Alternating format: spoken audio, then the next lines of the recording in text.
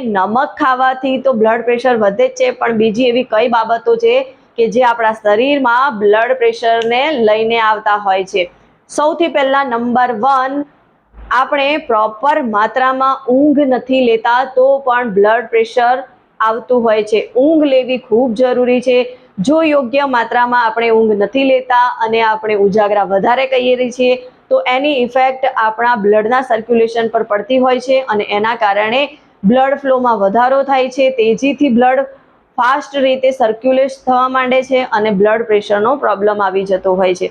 એની સાથે સાથે આપણે સ્ટ્રેસ જો વધારે પડતો લઈએ છીએ અને વધારે પડતા સ્ટ્રેસના કારણે હોર્મોનમાં ગડબડી ઊભી થાય છે અને હોર્મોનની ગડબડી આપણી ધમનીઓની જે ગતિ છે એ વધારી દે છે અને એના કારણે બ્લડ પ્રેશર આવતું હોય છે.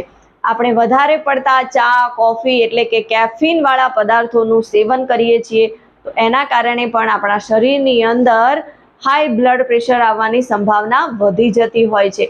એટલે આપણે કેફીન વાળા પદાર્થો જે છે એનાથી બને તો દૂર રહેવું ખૂબ જ જરૂરી છે. અને એ સાથે સાથે જ જો તમે વધારે પ્રમાણમાં જે લોકોને મતલબ ધૂમ્રપાનની આદત હોય છે, ધૂમ્રપાન, તમાકુ, આલ્કોહોલ આ બધી વસ્તુઓનું વધારે પડતું સેવન કરો છો તો એના કારણે તમારી ધમનીઓ સંકોચાઈ જાય છે અને બ્લડ ફ્લો સારી રીતે થતો નથી અને એના કારણે બ્લડ સર્ક્યુલેશનમાં પ્રોબ્લેમ આવે છે અને હાઈ બ્લડ પ્રેશરની પરેશાની આવી જતી હોય છે.